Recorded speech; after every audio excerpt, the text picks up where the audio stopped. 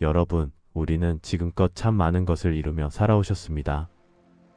그런데 문득 진정한 행복이란 무엇일까? 하는 물음이 떠오르진 않으신가요? 나이가 들수록 더 깊어지는 이 질문에 조선시대 대학자 정약용 선생이 명쾌한 답을 주셨습니다. 인생의 본질은 생각보다 단순하며 노년이야말로 삶의 진리를 깨닫고 진정한 자유를 누릴 수 있는 시기라고요. 오늘 이 시간 정약용 선생의 깊은 통찰을 통해 여러분의 노후가 지혜롭고 의미 있는 여정으로 거듭나는 길을 함께 걸어보겠습니다. 마음을 편히 하시고 귀 기울여 주시길 바랍니다.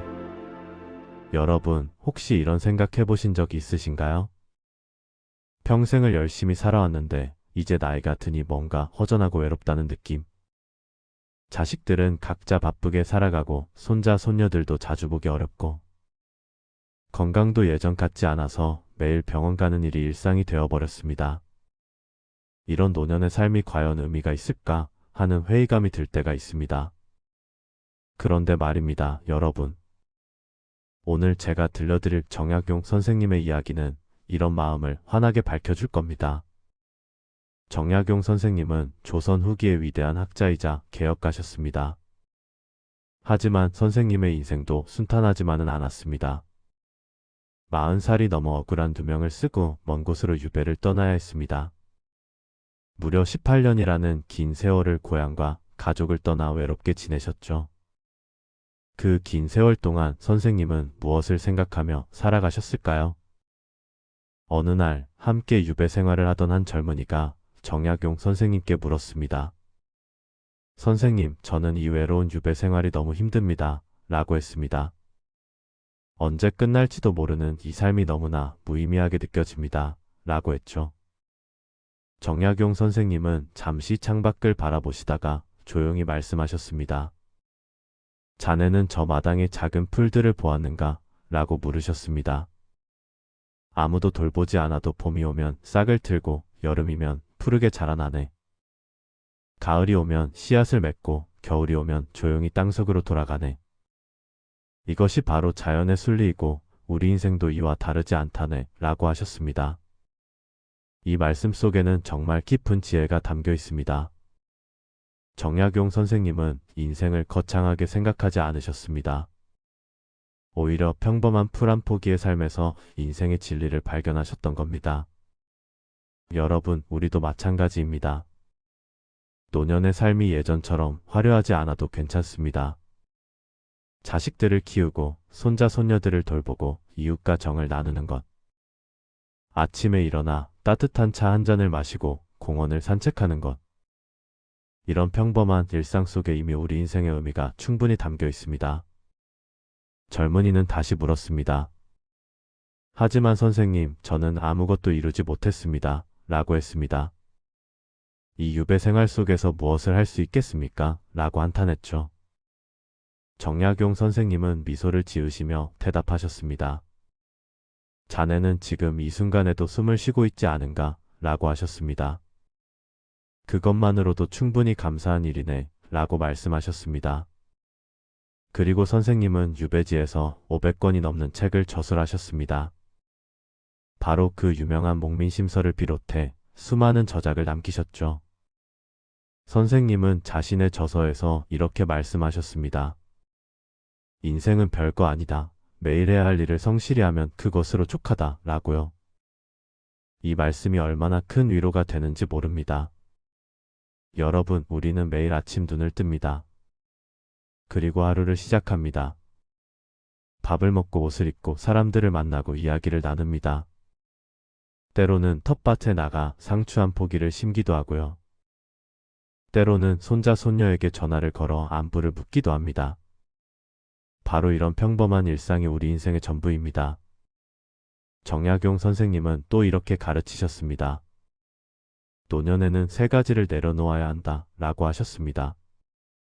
첫째는 욕심을 내려놓는 것입니다. 젊었을 때는 이것저것 이루고 싶은 게 많았습니다. 돈도 많이 벌고 싶었고 높은 자리에도 오르고 싶었습니다. 하지만 이제는 그런 욕심을 내려놓을 때입니다. 마치 가을 나무가 잎을 떨구듯 우리도 무거운 짐을 내려놓아야 합니다. 둘째는 집착을 내려놓는 것입니다. 자식들이 내 뜻대로 살아주길 바라는 마음, 이것도 집착입니다. 손자, 손녀들이 자주 찾아와 주길 기대하는 마음, 이것도 집착입니다. 각자의 인생은 각자가 살아가는 것입니다. 우리는 그저 옆에서 지켜보고 응원해주면 됩니다. 셋째는 후회를 내려놓는 것입니다. 지나간 일에 대해 그때 이렇게 했더라면 하고 후회하는 것. 이것만큼 노년을 괴롭게 만드는 것도 없습니다. 정약용 선생님은 말씀하셨습니다. 이미 지나간 일은 흐르는 강물과 같다. 다시 되돌릴 수 없네 라고요. 중요한 것은 지금 이 순간입니다. 바로 오늘, 지금, 이 자리에서 우리가 무엇을 하느냐가 중요합니다. 제자가 또 물었습니다. 선생님, 그렇다면 노년에는 어떻게 살아야 천국 같은 삶을 살 수 있을까요? 라고요. 정약용 선생님은 천천히 대답하셨습니다. 천국은 먼 곳에 있지 않다네 라고 말씀하셨습니다. 바로 우리의 마음속에 있다네 라고 하셨습니다. 마음이 편안하면 어디든 천국이고 마음이 괴로우면 어디든 지옥일 뿐이네 라고요. 그렇습니다, 여러분. 노년의 행복은 외부 조건에 달려있지 않습니다. 돈이 많고 적고 건강하고 아프고 자식이 성공하고 못하고 이런 것들이 물론 중요하긴 하지만 진짜 행복은 거기에 있지 않습니다. 진짜 행복은 우리의 마음가짐에 달려 있습니다. 정약용 선생님은 구체적으로 이렇게 말씀하셨습니다.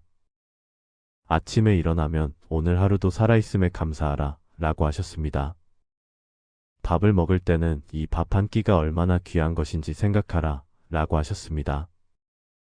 사람을 만날 때는 그 인연이 얼마나 소중한지 되새기라 라고 하셨습니다.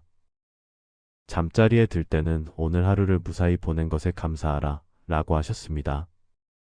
이렇게 하루하루를 감사하는 마음으로 살아가면 그것이 바로 천국입니다. 여러분, 정약용 선생님의 가르침을 우리 삶에 어떻게 적용할 수 있을까요? 첫째, 매일 아침 눈을 뜨면 이렇게 생각해 보세요. 오늘도 살아있구나, 오늘도 하루를 시작할 수 있구나 라고요. 이것만으로도 우리는 이미 큰 축복을 받은 겁니다. 둘째, 하루에 한 가지씩 작은 일을 해보세요. 꽃에 물을 주거나, 동네 한 바퀴 산책하거나, 친구에게 전화를 걸거나, 이런 작은 일들이 모여서 우리의 하루를 채웁니다. 셋째, 자식들과 손자, 손녀들에게 기대를 내려놓으세요. 그들도 각자의 인생을 살아가느라 바쁩니다. 우리는 그저 그들이 건강하고 행복하기를 멀리서 빌어주면 됩니다. 넷째, 건강에 집착하지 마세요. 나이가 들면 몸이 예전 같지 않은 건 당연합니다. 병원에 가는 것을 두려워하지 말고 의사 선생님의 말씀을 잘 따르세요. 하지만 병에 너무 매달리지는 마세요. 다섯째, 옛 친구들과 자주 만나세요. 같이 차 한 잔 마시며 옛날 이야기를 나누는 것. 이것만큼 노년의 삶을 풍요롭게 만드는 것도 없습니다. 여섯째, 매일 조금씩 책을 읽거나 글을 써보세요. 정약용 선생님도 유배지에서 책을 읽고 글을 쓰며 위로를 받으셨습니다. 우리도 일기를 쓰거나 손자, 손녀에게 편지를 쓰는 것만으로도 충분합니다. 일곱째, 자연과 함께 하세요. 공원을 산책하거나 텃밭을 가꾸거나 꽃을 키우는 것. 자연은 우리에게 늘 위로와 평화를 줍니다. 정약용 선생님은 이렇게도 말씀하셨습니다. 인생의 가을은 봄보다 아름답다 라고 하셨습니다. 봄의 화려함은 없지만 가을은 깊이가 있고 여유가 있다 라고요. 우리의 노년도 마찬가지입니다. 젊었을 때의 열정과 활기는 없을지 모릅니다. 하지만 우리에게는 세월이 준 지혜와 여유가 있습니다. 이것이야말로 노년의 가장 큰 축복입니다. 정약용 선생님의 목민심서에는 이런 구절이 있습니다. 백성을 사랑하는 마음으로 자기 자신도 사랑하라 라고 하셨습니다. 여러분, 이제는 우리 자신을 사랑할 때입니다. 평생 남을 위해 살아왔습니다. 자식을 위해, 가족을 위해, 직장을 위해 희생하며 살아왔습니다. 이제는 나 자신을 위해 살 때입니다. 하고 싶은 것을 하고 먹고 싶은 것을 먹고 만나고 싶은 사람을 만나세요. 물론 무리하지 않는 선에서요. 정약용 선생님이 유배지에서 마지막으로 남기신 말씀이 있습니다. 인생은 별거 아니다. 다만 매일을 성실히 살면 그것으로 충분하다 라고요. 여러분, 이 말씀을 가슴에 새기시기 바랍니다. 우리의 노년이 천국이 되려면 특별한 것이 필요하지 않습니다. 그저 오늘 하루를 성실히 감사하게 평화롭게 살면 됩니다. 아침에 눈을 뜨면 감사하고 밥을 먹으면 감사하고 사람을 만나면 감사하고 잠자리에 들면 감사하세요. 이렇게 하루하루를 감사하며 살아가면 그것이 바로 천국입니다. 정약용 선생님의 지혜가 여러분의 마음에 작은 등불이 되기를 바랍니다. 그 등불이 여러분의 남은 인생을 환하게 밝혀주기를 바랍니다. 오늘도 여러분 곁에 있어 주셔서 감사합니다. 내일도 건강하고 행복한 하루 되시기를 진심으로 기원합니다. 여러분, 나이 들어가는 것이 두렵진 않으신가요? 자식들은 자기 일에 바쁘고 세상은 너무 빠르게 변하고 몸은 예전 같지 않죠. 어떤 분들은 이렇게 말씀하십니다. 이제 할 일도 없고 쓸모도 없는 것 같다고요. 하지만 조선의 대학자 정약용은 전혀 다른 길을 보여주셨습니다. 그분은 오히려 인생의 후반부에서 가장 빛나는 삶을 사셨죠. 오늘은 정약용의 지혜를 통해 노후를 천국처럼 사는 법을 함께 배워보겠습니다. 정약용은 47살의 전라도 강진으로 유배를 떠났습니다. 권력도 명예도 가족도 모두 빼앗긴 채 시골 오두막에서 살아야 했죠. 보통 사람이라면 절망하고 원망하며 세월을 보냈을 겁니다. 하지만 정약용은 그 시간을 완전히 다르게 사용했습니다. 18년의 유배 생활 동안 500여 권의 책을 집필했죠. 목민심서, 경세유표, 흠음신서 같은 불멸의 저작들이 모두 그때 탄생했습니다. 어떻게 이런 일이 가능했을까요? 어느 날 한 제자가 정약용에게 물었습니다. 선생님, 이렇게 힘든 유배 생활을 어떻게 견디십니까? 하고요. 정약용은 잔잔히 미소 지으며 대답했습니다. 젊은이여, 나는 지금 천국에 살고 있다네. 제자는 깜짝 놀라 다시 물었습니다. 천국이라니요? 이곳이 어떻게 천국입니까? 정약용은 창밖을 바라보며 말했습니다. 보게나 아침이면 새들이 지저귀고 해가 뜨면 햇살이 따스하지 않은가? 밤이 되면 별들이 반짝이고 바람이 불면 나무들이 춤을 추지. 이 모든 것이 공짜로 주어지는 선물이라네. 그리고 나는 지금 내가 가장 하고 싶은 일을 하고 있지 않은가? 책을 읽고 생각하고 글을 쓰고 백성들을 위한 방법을 고민하고 있다네. 이것이 바로 천국이 아니고 무엇이겠는가? 여러분, 이 이야기가 우리에게 주는 교훈이 무엇일까요? 천국은 어딘가 먼 곳에 있는 게 아닙니다. 바로 지금 우리가 서 있는 이곳에서 만들어지는 것이죠. 정약용은 논어를 해석한 저서에서 이렇게 말했습니다. 인생은 본래 별것 아니다. 다만 그 속에서 의미를 찾느냐 못 찾느냐의 차이일 뿐이다. 라고요. 이 말씀이 참으로 깊습니다. 우리가 젊었을 때는 늘 무언가를 이루어야 한다고 생각했습니다. 돈을 많이 벌어야 하고 높은 자리에 올라가야 하고 큰 집에 살아야 한다고 믿었죠. 하지만 나이가 들고 보니 그런 것들이 행복을 포장하지 않더군요. 오히려 그것들을 놓아버릴 때 진짜 자유가 찾아옵니다. 정약용의 또 다른 제자가 물었습니다. 선생님, 그렇다면 노년에는 무엇을 하며 살아야 합니까? 정약용은 이렇게 답했습니다. 3가지만 기억하면 된다네. 첫째, 매일 배우고 성장하라. 둘째, 누군가에게 도움이 되는 일을 하라. 셋째, 작은 것에 감사하며 살아라. 이 3가지만 실천하면 노년이 가장 행복한 시절이 될 것이라네. 이 가르침을 하나씩 자세히 살펴볼까요? 먼저 매일 배우고 성장하라는 말씀입니다. 많은 분들이 은퇴하면 배움도 끝났다고 생각하십니다. 하지만 정약용은 70이 넘어서도 새로운 책을 읽고 공부했습니다. 배움에는 나이가 없습니다. 오히려 나이가 들수록 삶의 경험이 쌓여서 책 한 구절이 더 깊게 다가오죠. 요즘은 스마트폰으로 온갖 지식을 배울 수 있지 않습니까? 손자, 손녀에게 물어보며 함께 배우는 것도 좋은 방법입니다. 중요한 것은 호기심을 잃지 않는 것입니다. 세상은 여전히 신비롭고 배울 것들로 가득하니까요. 마치 아침마다 새로 피어나는 꽃처럼 매일 새로운 것을 발견하는 기쁨이 있습니다. 둘째, 누군가에게 도움이 되는 일을 하라는 말씀입니다. 정약용은 유배지에서도 농민들에게 농사법을 가르쳤습니다. 아이들에게 글을 가르치고 병든 이들을 돌보았죠. 자신이 어려운 처지임에도 불구하고 남을 도왔습니다. 여러분도 생각해 보세요. 오랜 인생 경험으로 쌓인 지혜가 얼마나 귀한지를요. 젊은이들에게 조언해 줄 수 있고 이웃에게 따뜻한 말 한마디 건넬 수 있습니다. 작은 봉사활동이나 경로당에서 친구들과 어울리는 것도 좋습니다. 내가 누군가에게 필요한 존재라는 느낌, 그것이 바로 삶의 의미입니다.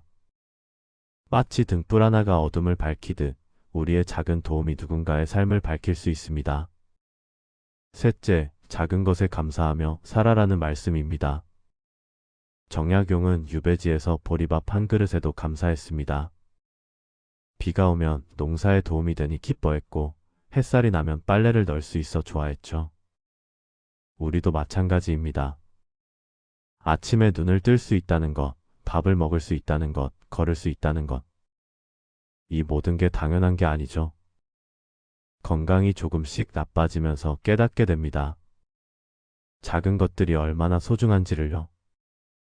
손자가 전화를 걸어올 때, 친구와 차 한잔 마실 때, 공원을 산책할 때. 이런 순간순간이 바로 행복입니다. 큰 행복을 기다리지 마세요. 작은 행복들이 모여서 인생이 되니까요. 마치 작은 빗방울들이 모여 강을 이루듯 작은 감사들이 모여 풍요로운 삶이 됩니다. 정약용은 이런 말도 했습니다. 나이 들면 세 가지 집착을 버려야 한다 라고요. 첫째는 과거에 대한 집착입니다. 옛날이 좋았다, 젊었을 때가 좋았다, 이런 생각에서 벗어나야 합니다. 과거는 이미 지나갔고 우리는 지금 여기 살고 있으니까요. 둘째는 자식에 대한 집착입니다. 자식들이 부모 뜻대로 살아주길 바라지 마세요.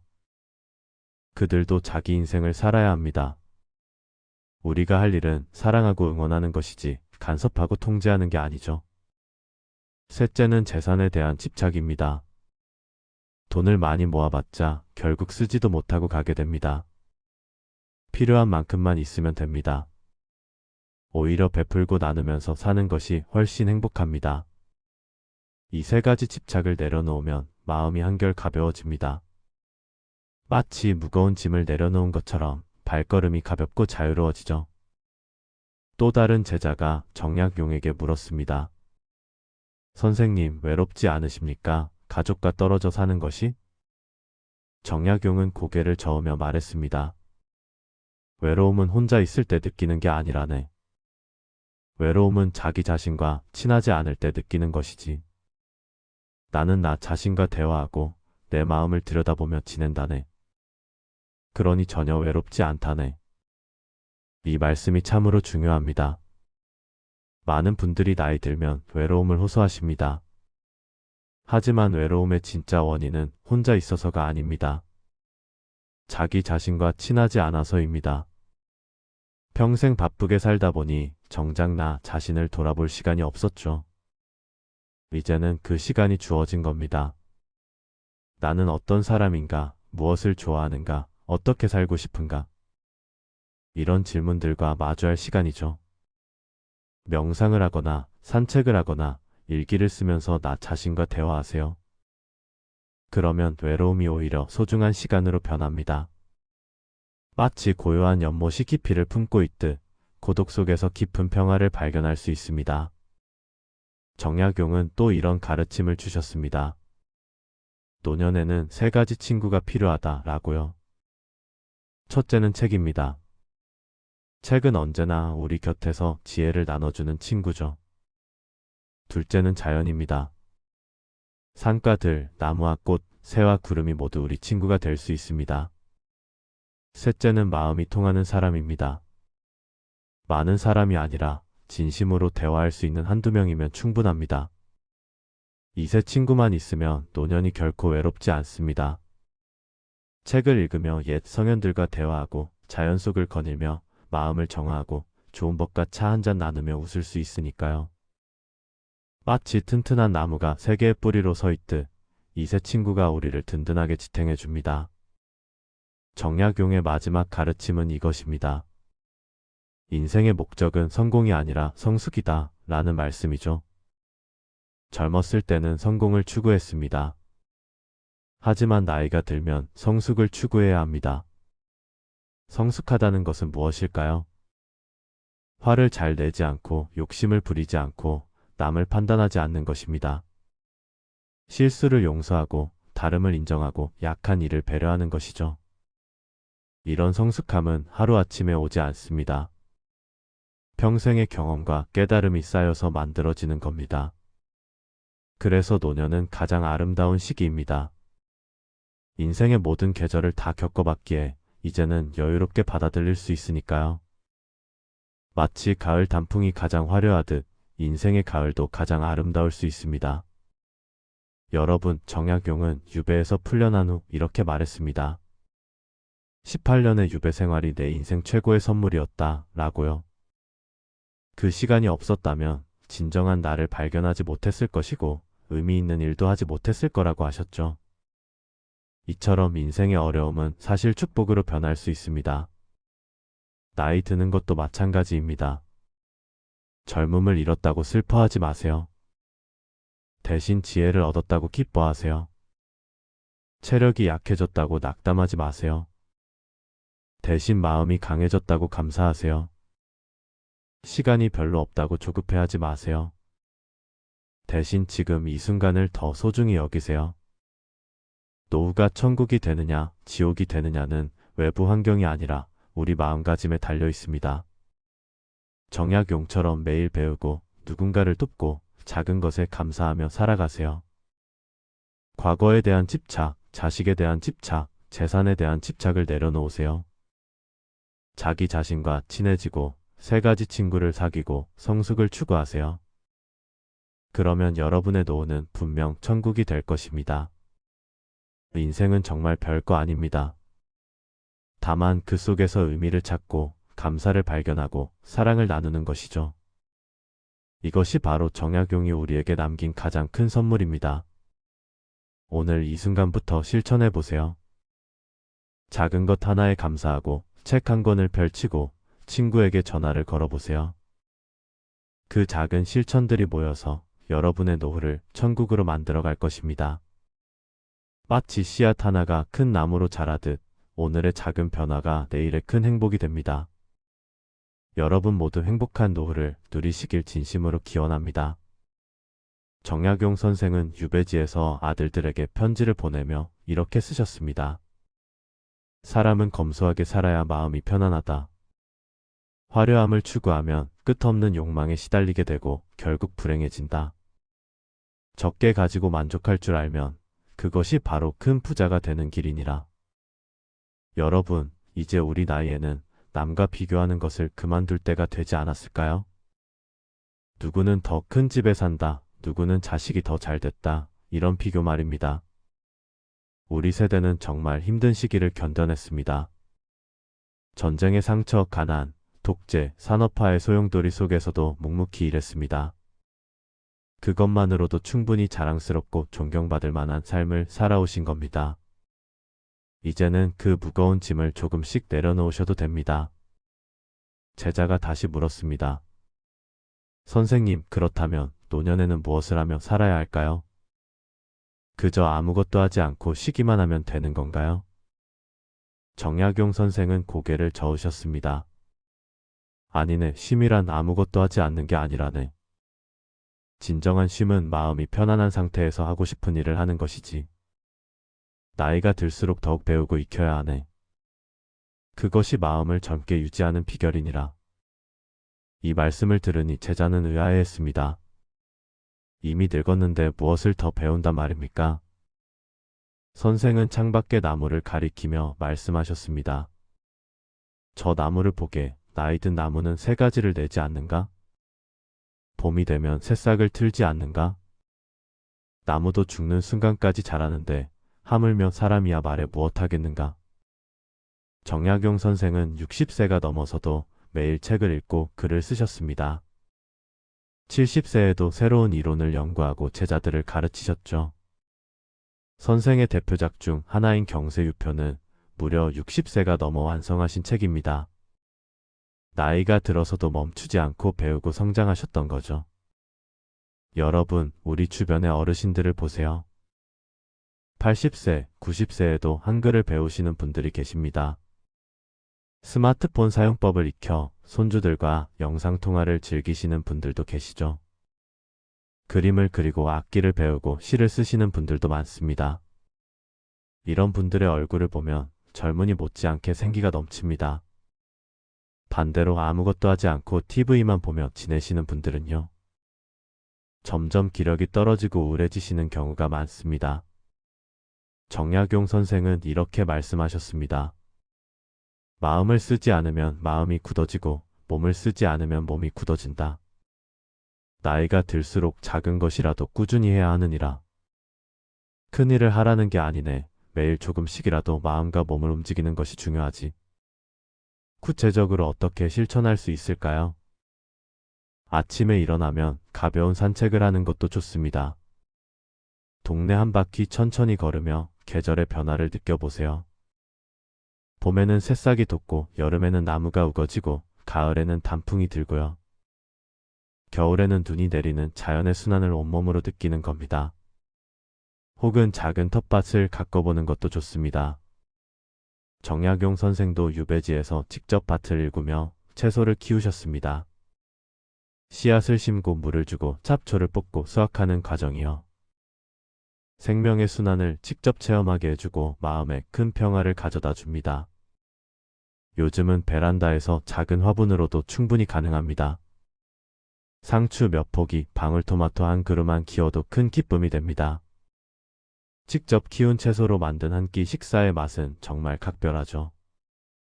책을 읽는 것도 좋은 방법입니다. 꼭 어려운 책일 필요는 없습니다. 옛날 이야기, 시집, 수필집 같은 편안한 책으로 시작하세요. 하루 한 페이지라도 좋습니다. 천천히 음미하며 읽다 보면 마음이 풍요로워집니다. 일기를 쓰는 것도 훌륭한 습관입니다. 정약용 선생도 유배 기간 동안 매일 일기를 쓰셨습니다. 하루를 돌아보고 느낀 점을 정리하고 감사한 일을 기록하는 거죠. 몇 줄이라도 좋습니다. 오늘 날씨가 좋았다. 손주가 전화했다. 이웃과 차 한잔 나눴다. 이런 소소한 일상이 쌓이면 나중에 읽어볼 때 큰 보물이 됩니다. 제자가 또 물었습니다. 선생님, 저는 자식들이 걱정됩니다. 제가 늙고 병들면 자식들에게 짐이 될 것 같아 마음이 무겁습니다. 정약용 선생은 깊이 고개를 끄덕이셨습니다. 그 마음 모든 부모의 마음이지. 하지만 자네는 잘못 생각하고 있네. 제자는 놀라며 물었습니다.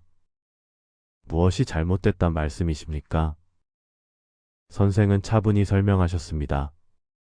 자식에게 진정으로 짐이 되는 것은 늙고 병든 몸이 아니라네. 오히려 자식을 너무 의지하고 간섭하고 집착하는 마음이 짐이 되지. 자식은 자식의 인생을 살아가야 하는데 부모가 그것을 방해하면 안 되네. 정약용 선생은 유배지에서 두 아들에게 수많은 편지를 보내셨습니다. 그 편지들을 모은 책이 바로 유명한 두 아들에게 보내는 편지입니다. 그 편지들을 보면 선생의 자식 사랑이 얼마나 깊은지 알 수 있습니다. 하지만 동시에 자식들이 스스로 설 수 있도록 가르치셨죠. 자식에게 물고기를 주지 말고 물고기 잡는 법을 가르쳐라. 자식이 부모에게 의지하지 않고 스스로 살아갈 힘을 길러주어라. 그것이 진정한 부모의 사랑이니라. 이 가르침은 오늘날 우리에게도 큰 울림을 줍니다. 많은 부모님들이 자식 걱정에 밤잠을 설치십니다. 결혼은 했는지, 직장은 괜찮은지, 손주들은 잘 크는지요. 때로는 자식의 일에 지나치게 간섭하다가 갈등이 생기기도 합니다. 하지만 생각해 보세요. 우리도 젊었을 때 부모님의 간섭이 때로는 부담스러웠던 기억 있지 않으신가요? 이제는 자식들을 믿고 놓아줄 때입니다. 그들도 이미 어른이고 자기 인생의 주인입니다. 물론 도움이 필요할 때는 기꺼이 도와주세요. 그들의 삶을 대신 살아주려 하지는 말아야 합니다. 대신 우리 자신의 삶을 충실히 갖고 나가는 모습을 보여주는 거죠. 나이 들어서도 건강하게, 즐겁게, 의미 있게 사는 모습 말입니다. 그것이야말로 자식들에게 줄 수 있는 가장 큰 선물입니다. 정약용 선생은 이렇게 말씀하셨습니다. 자식을 위해 재산을 많이 남기려 애쓰지 말라. 재산은 자칫 자식을 망칠 수도 있느니라. 대신 좋은 가르침과 모범을 남겨주어라. 그것이야말로 영원히 빛나는 유산이니라. 여러분, 우리가 자식들에게 남겨줄 가장 귀한 유산은 무엇일까요? 돈도 좋고 집도 좋지만 그보다 더 중요한 것이 있습니다. 바로 올바르게 사는 모습, 어려움 속에서도 웃을 줄 아는 태도요. 사람을 존중하고 검소하게 살고 배움을 게을리하지 않는 자세입니다. 우리 세대가 힘든 시절을 견디며 보여준 인내와 성실함이요. 이미 그 자체로 훌륭한 유산입니다. 정약용 선생은 자연 속에서 사는 삶의 지혜도 강조하셨습니다. 어느 날 제자가 물었습니다. 선생님, 세상이 너무 빠르게 변합니다. 젊은이들의 세상을 따라가기가 힘듭니다. 선생은 창밖의 강을 바라보며 말씀하셨습니다. 저 강물을 보게, 물은 쉼없이 흘러가지만 강은 그대로 있지 않은가? 세상이 아무리 빠르게 변해도 변하지 않는 것이 있네. 바로 자연의 이치와 사람의 도리지. 우리는 자연의 일부입니다. 봄이 오면 꽃이 피고 가을이 오면 낙엽이 치듯이요. 우리도 나이가 들면 자연스럽게 늙어갑니다. 이것은 슬픈 일이 아니라 당연한 순리입니다. 정약용 선생은 다산초당에서 지내시며 자연을 벗삼아 사셨습니다.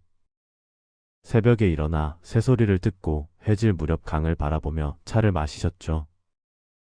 자연 속에서 마음의 평화를 찾으셨던 겁니다. 여러분도 자연과 가까이 지내보세요. 집 근처 공원이라도 좋습니다.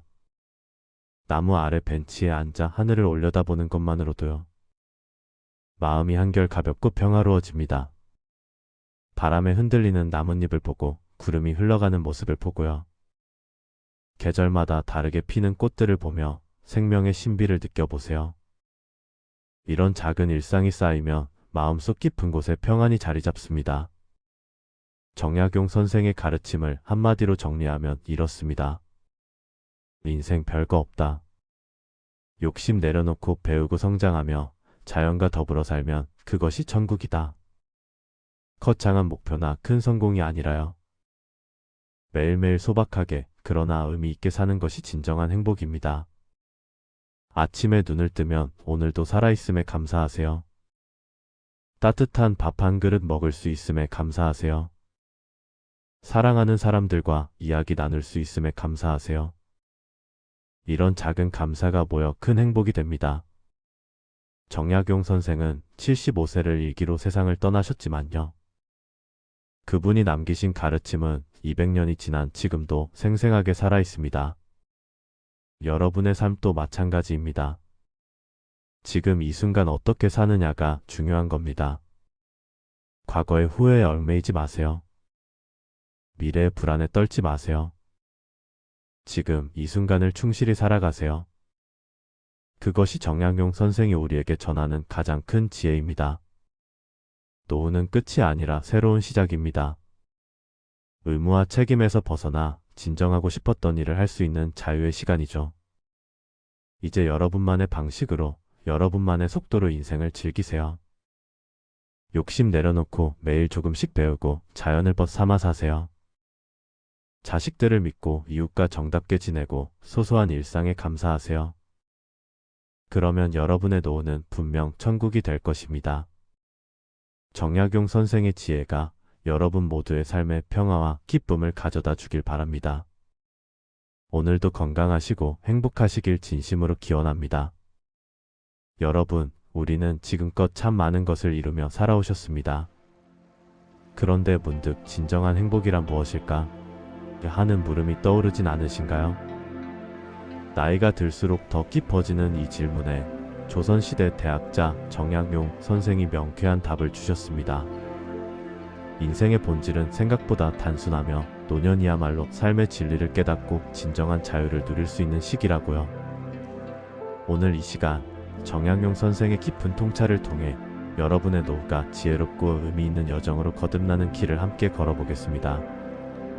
마음을 편히 하시고 귀 기울여 주시길 바랍니다. 여러분, 혹시 이런 생각 해보신 적 있으신가요? 평생을 열심히 살아왔는데 이제 나이가 드니 뭔가 허전하고 외롭다는 느낌. 자식들은 각자 바쁘게 살아가고 손자 손녀들도 자주 보기 어렵고 건강도 예전 같지 않아서 매일 병원 가는 일이 일상이 되어버렸습니다. 이런 노년의 삶이 과연 의미가 있을까 하는 회의감이 들 때가 있습니다. 그런데 말입니다, 여러분. 오늘 제가 들려드릴 정약용 선생님의 이야기는 이런 마음을 환하게 밝혀줄 겁니다. 정약용 선생님은 조선 후기의 위대한 학자이자 개혁가셨습니다. 하지만 선생님의 인생도 순탄하지만은 않았습니다. 40살이 넘어 억울한 누명을 쓰고 먼 곳으로 유배를 떠나야 했습니다. 무려 18년이라는 긴 세월을 고향과 가족을 떠나 외롭게 지내셨죠. 그 긴 세월 동안 선생님은 무엇을 생각하며 살아가셨을까요? 어느 날 함께 유배 생활을 하던 한 젊은이가 정약용 선생님께 물었습니다. 선생님, 저는 이 외로운 유배 생활이 너무 힘듭니다. 라고 했습니다. 언제 끝날지도 모르는 이 삶이 너무나 무의미하게 느껴집니다. 라고 했죠. 정약용 선생님은 잠시 창밖을 바라보시다가 조용히 말씀하셨습니다. 자네는 저 마당의 작은 풀들을 보았는가? 라고 물으셨습니다. 아무도 돌보지 않아도 봄이 오면 싹을 틀고 여름이면 푸르게 자라나네. 가을이 오면 씨앗을 맺고 겨울이 오면 조용히 땅속으로 돌아가네. 이것이 바로 자연의 순리이고 우리 인생도 이와 다르지 않다네 라고 하셨습니다. 이 말씀 속에는 정말 깊은 지혜가 담겨 있습니다. 정약용 선생님은 인생을 거창하게 생각하지 않으셨습니다. 오히려 평범한 풀 한 포기의 삶에서 인생의 진리를 발견하셨던 겁니다. 여러분, 우리도 마찬가지입니다. 노년의 삶이 예전처럼 화려하지 않아도 괜찮습니다. 자식들을 키우고 손자 손녀들을 돌보고 이웃과 정을 나누는 것. 아침에 일어나 따뜻한 차 한 잔을 마시고 공원을 산책하는 것. 이런 평범한 일상 속에 이미 우리 인생의 의미가 충분히 담겨 있습니다. 젊은이는 다시 물었습니다. 하지만 선생님, 저는 아무것도 이루지 못했습니다. 라고 했습니다. 이 유배 생활 속에서 무엇을 할 수 있겠습니까? 라고 한탄했죠. 정약용 선생님은 미소를 지으시며 대답하셨습니다. 자네는 지금 이 순간에도 숨을 쉬고 있지 않은가? 라고 하셨습니다. 그것만으로도 충분히 감사한 일이네. 라고 말씀하셨습니다. 그리고 선생님은 유배지에서 500권이 넘는 책을 저술하셨습니다. 바로 그 유명한 목민심서를 비롯해 수많은 저작을 남기셨죠. 선생님은 자신의 저서에서 이렇게 말씀하셨습니다. 인생은 별거 아니다. 매일 해야 할 일을 성실히 하면 그것으로 족하다. 라고요. 이 말씀이 얼마나 큰 위로가 되는지 모릅니다. 여러분, 우리는 매일 아침 눈을 뜹니다. 그리고 하루를 시작합니다. 밥을 먹고 옷을 입고 사람들을 만나고 이야기를 나눕니다. 때로는 텃밭에 나가 상추 한 포기를 심기도 하고요. 때로는 손자 손녀에게 전화를 걸어 안부를 묻기도 합니다. 바로 이런 평범한 일상이 우리 인생의 전부입니다. 정약용 선생님은 또 이렇게 가르치셨습니다. 노년에는 3가지를 내려놓아야 한다 라고 하셨습니다. 첫째는 욕심을 내려놓는 것입니다. 젊었을 때는 이것저것 이루고 싶은 게 많았습니다. 돈도 많이 벌고 싶었고 높은 자리에도 오르고 싶었습니다. 하지만 이제는 그런 욕심을 내려놓을 때입니다. 마치 가을 나무가 잎을 떨구듯 우리도 무거운 짐을 내려놓아야 합니다. 둘째는 집착을 내려놓는 것입니다. 자식들이 내 뜻대로 살아주길 바라는 마음, 이것도 집착입니다. 손자, 손녀들이 자주 찾아와 주길 기대하는 마음, 이것도 집착입니다. 각자의 인생은 각자가 살아가는 것입니다. 우리는 그저 옆에서 지켜보고 응원해주면 됩니다. 셋째는 후회를 내려놓는 것입니다. 지나간 일에 대해 그때 이렇게 했더라면 하고 후회하는 것. 이것만큼 노년을 괴롭게 만드는 것도 없습니다. 정약용 선생님은 말씀하셨습니다. 이미 지나간 일은 흐르는 강물과 같다. 다시 되돌릴 수 없네 라고요. 중요한 것은 지금 이 순간입니다. 바로 오늘, 지금, 이 자리에서 우리가 무엇을 하느냐가 중요합니다. 제자가 또 물었습니다. 선생님, 그렇다면 노년에는 어떻게 살아야 천국 같은 삶을 살 수 있을까요? 라고요. 정약용 선생님은 천천히 대답하셨습니다. 천국은 먼 곳에 있지 않다네 라고 말씀하셨습니다. 바로 우리의 마음속에 있다네 라고 하셨습니다. 마음이 편안하면 어디든 천국이고 마음이 괴로우면 어디든 지옥일 뿐이네 라고요. 그렇습니다, 여러분. 노년의 행복은 외부 조건에 달려있지 않습니다. 돈이 많고 적고 건강하고 아프고 자식이 성공하고 못하고 이런 것들이 물론 중요하긴 하지만 진짜 행복은 거기에 있지 않습니다. 진짜 행복은 우리의 마음가짐에 달려 있습니다. 정약용 선생님은 구체적으로 이렇게 말씀하셨습니다. 아침에 일어나면 오늘 하루도 살아있음에 감사하라 라고 하셨습니다. 밥을 먹을 때는 이 밥 한 끼가 얼마나 귀한 것인지 생각하라 라고 하셨습니다. 사람을 만날 때는 그 인연이 얼마나 소중한지 되새기라 라고 하셨습니다. 잠자리에 들 때는 오늘 하루를 무사히 보낸 것에 감사하라 라고 하셨습니다. 이렇게 하루하루를 감사하는 마음으로 살아가면 그것이 바로 천국입니다. 여러분, 정약용 선생님의 가르침을 우리 삶에 어떻게 적용할 수 있을까요? 첫째, 매일 아침 눈을 뜨면 이렇게 생각해 보세요. 오늘도 살아있구나, 오늘도 하루를 시작할 수 있구나 라고요. 이것만으로도 우리는 이미 큰 축복을 받은 겁니다. 둘째, 하루에 한 가지씩 작은 일을 해보세요. 꽃에 물을 주거나, 동네 한 바퀴 산책하거나, 친구에게 전화를 걸거나. 이런 작은 일들이 모여서 우리의 하루를 채웁니다. 셋째, 자식들과 손자, 손녀들에게 기대를 내려놓으세요.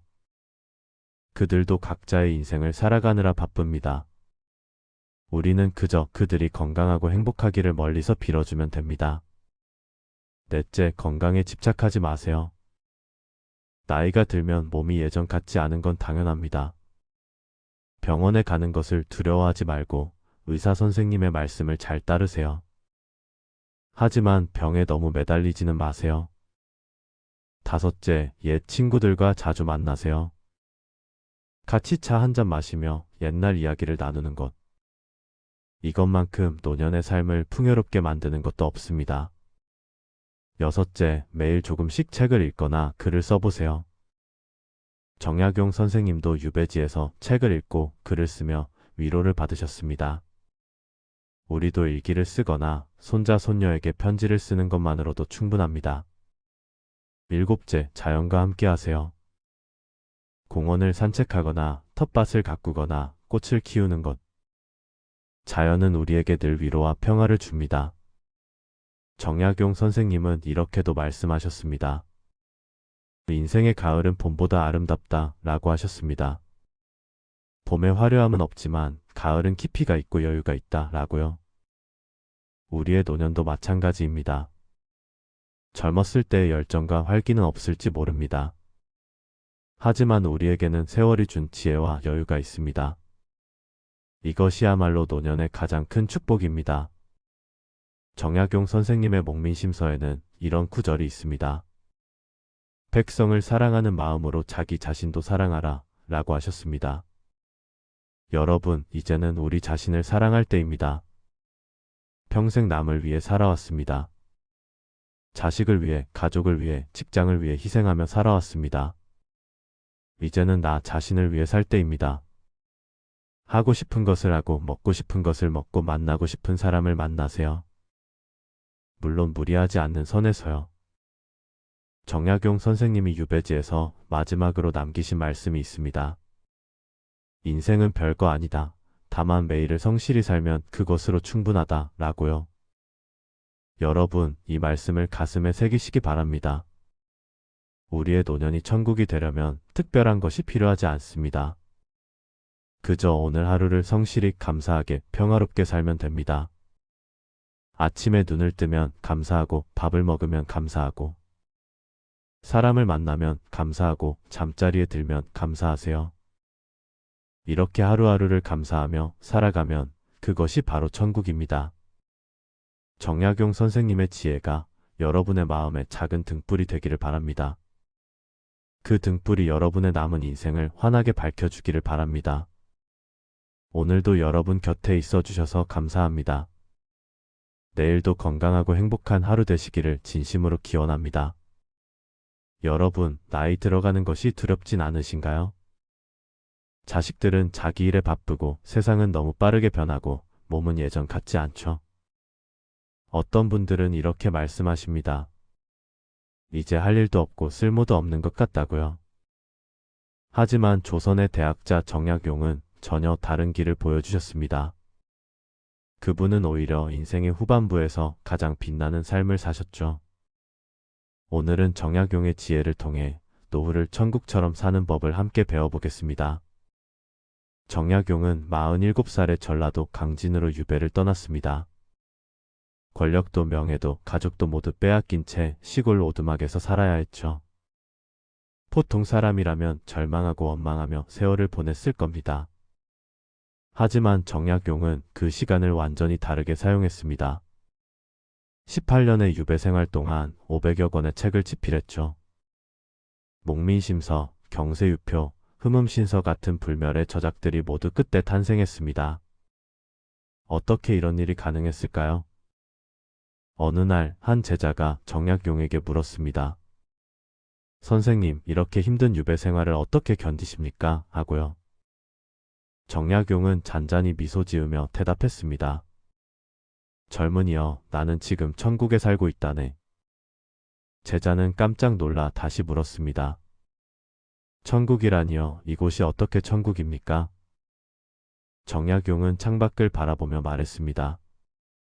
보게나 아침이면 새들이 지저귀고 해가 뜨면 햇살이 따스하지 않은가? 밤이 되면 별들이 반짝이고 바람이 불면 나무들이 춤을 추지. 이 모든 것이 공짜로 주어지는 선물이라네. 그리고 나는 지금 내가 가장 하고 싶은 일을 하고 있지 않은가? 책을 읽고 생각하고 글을 쓰고 백성들을 위한 방법을 고민하고 있다네. 이것이 바로 천국이 아니고 무엇이겠는가? 여러분, 이 이야기가 우리에게 주는 교훈이 무엇일까요? 천국은 어딘가 먼 곳에 있는 게 아닙니다. 바로 지금 우리가 서 있는 이곳에서 만들어지는 것이죠. 정약용은 논어를 해석한 저서에서 이렇게 말했습니다. 인생은 본래 별것 아니다. 다만 그 속에서 의미를 찾느냐 못 찾느냐의 차이일 뿐이다. 라고요. 이 말씀이 참으로 깊습니다. 우리가 젊었을 때는 늘 무언가를 이루어야 한다고 생각했습니다. 돈을 많이 벌어야 하고 높은 자리에 올라가야 하고 큰 집에 살아야 한다고 믿었죠. 하지만 나이가 들고 보니 그런 것들이 행복을 포장하지 않더군요. 오히려 그것들을 놓아버릴 때 진짜 자유가 찾아옵니다. 정약용의 또 다른 제자가 물었습니다. 선생님, 그렇다면 노년에는 무엇을 하며 살아야 합니까? 정약용은 이렇게 답했습니다. 3가지만 기억하면 된다네. 첫째, 매일 배우고 성장하라. 둘째, 누군가에게 도움이 되는 일을 하라. 셋째, 작은 것에 감사하며 살아라. 이 3가지만 실천하면 노년이 가장 행복한 시절이 될 것이라네. 이 가르침을 하나씩 자세히 살펴볼까요? 먼저 매일 배우고 성장하라는 말씀입니다. 많은 분들이 은퇴하면 배움도 끝났다고 생각하십니다. 하지만 정약용은 70이 넘어서도 새로운 책을 읽고 공부했습니다. 배움에는 나이가 없습니다. 오히려 나이가 들수록 삶의 경험이 쌓여서 책 한 구절이 더 깊게 다가오죠. 요즘은 스마트폰으로 온갖 지식을 배울 수 있지 않습니까? 손자, 손녀에게 물어보며 함께 배우는 것도 좋은 방법입니다. 중요한 것은 호기심을 잃지 않는 것입니다. 세상은 여전히 신비롭고 배울 것들로 가득하니까요. 마치 아침마다 새로 피어나는 꽃처럼 매일 새로운 것을 발견하는 기쁨이 있습니다. 둘째, 누군가에게 도움이 되는 일을 하라는 말씀입니다. 정약용은 유배지에서도 농민들에게 농사법을 가르쳤습니다. 아이들에게 글을 가르치고 병든 이들을 돌보았죠. 자신이 어려운 처지임에도 불구하고 남을 도왔습니다. 여러분도 생각해 보세요. 오랜 인생 경험으로 쌓인 지혜가 얼마나 귀한지를요. 젊은이들에게 조언해 줄 수 있고 이웃에게 따뜻한 말 한마디 건넬 수 있습니다. 작은 봉사활동이나 경로당에서 친구들과 어울리는 것도 좋습니다. 내가 누군가에게 필요한 존재라는 느낌, 그것이 바로 삶의 의미입니다. 마치 등불 하나가 어둠을 밝히듯 우리의 작은 도움이 누군가의 삶을 밝힐 수 있습니다. 셋째, 작은 것에 감사하며 살아라는 말씀입니다. 정약용은 유배지에서 보리밥 한 그릇에도 감사했습니다. 비가 오면 농사에 도움이 되니 기뻐했고 햇살이 나면 빨래를 널 수 있어 좋아했죠. 우리도 마찬가지입니다. 아침에 눈을 뜰 수 있다는 것, 밥을 먹을 수 있다는 것, 걸을 수 있다는 것. 이 모든 게 당연한 게 아니죠. 건강이 조금씩 나빠지면서 깨닫게 됩니다. 작은 것들이 얼마나 소중한지를요. 손자가 전화를 걸어올 때, 친구와 차 한잔 마실 때, 공원을 산책할 때. 이런 순간순간이 바로 행복입니다.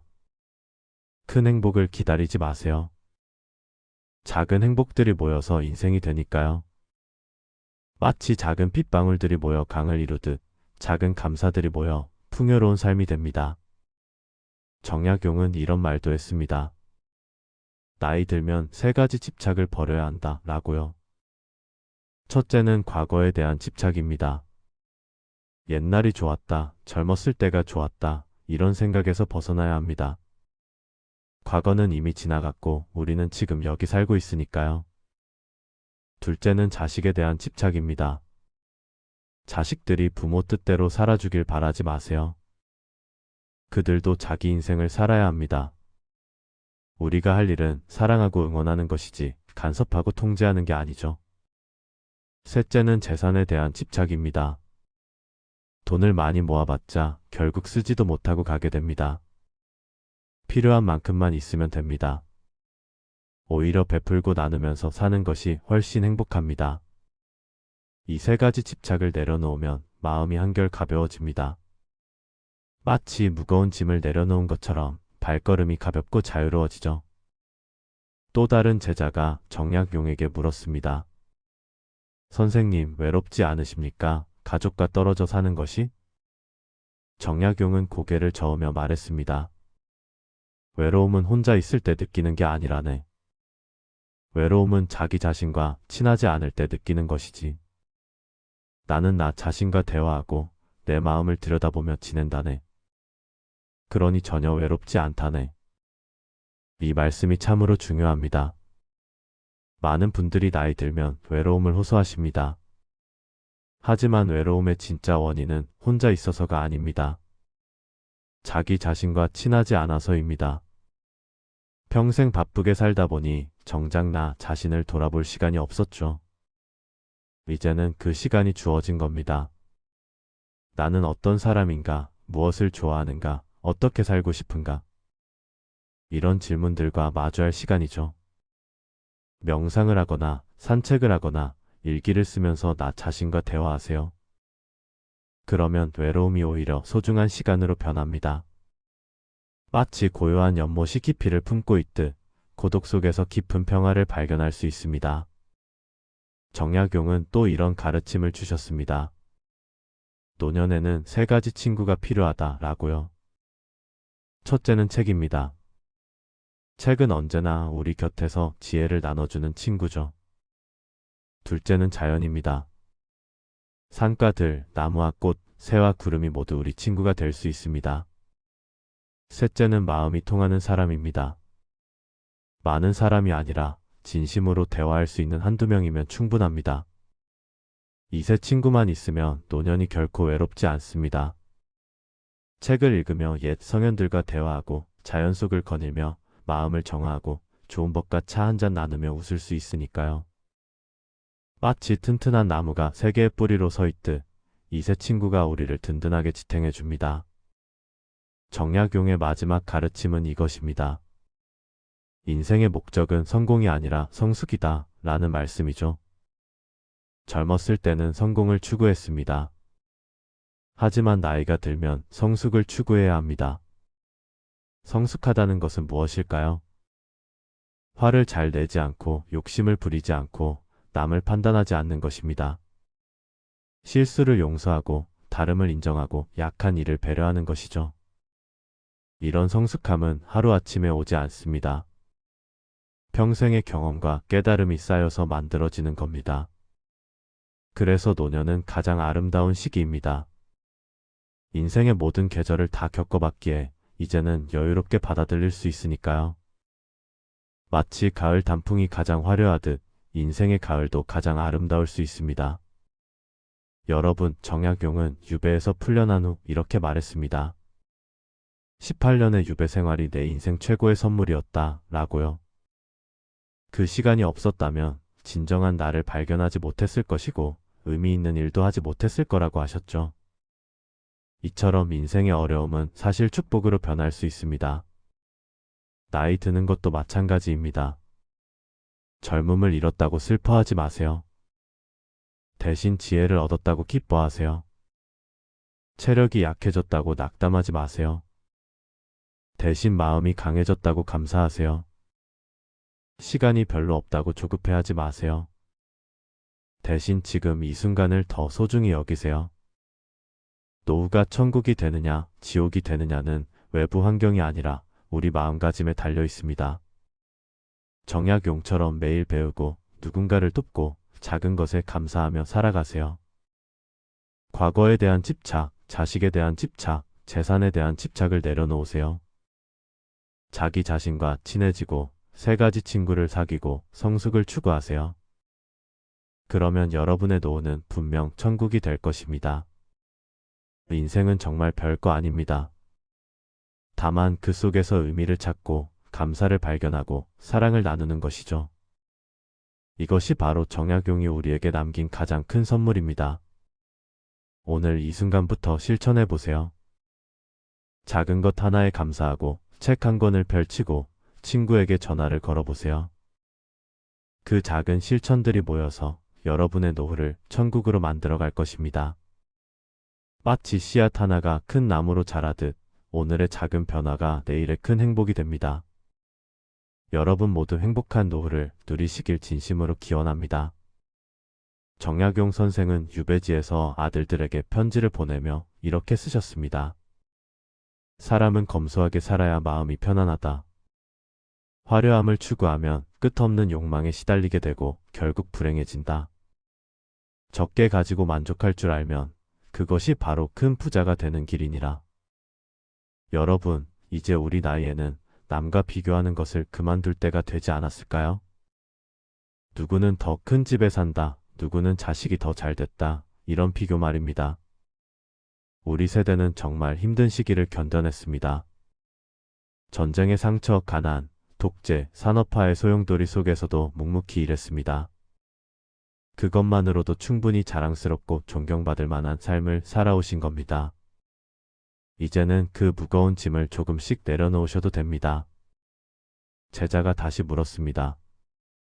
선생님, 그렇다면 노년에는 무엇을 하며 살아야 할까요?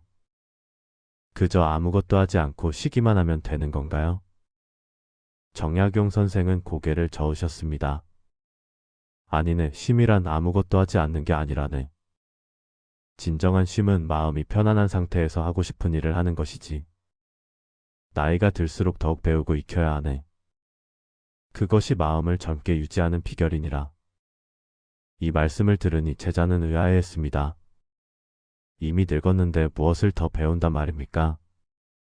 선생은 창밖의 나무를 가리키며 말씀하셨습니다. 저 나무를 보게. 나이 든 나무는 새 가지를 내지 않는가? 봄이 되면 새싹을 틀지 않는가? 나무도 죽는 순간까지 자라는데 하물며 사람이야 말해 무엇하겠는가? 정약용 선생은 60세가 넘어서도 매일 책을 읽고 글을 쓰셨습니다. 70세에도 새로운 이론을 연구하고 제자들을 가르치셨죠. 선생의 대표작 중 하나인 경세유표는 무려 60세가 넘어 완성하신 책입니다. 나이가 들어서도 멈추지 않고 배우고 성장하셨던 거죠. 여러분, 우리 주변의 어르신들을 보세요. 80세, 90세에도 한글을 배우시는 분들이 계십니다.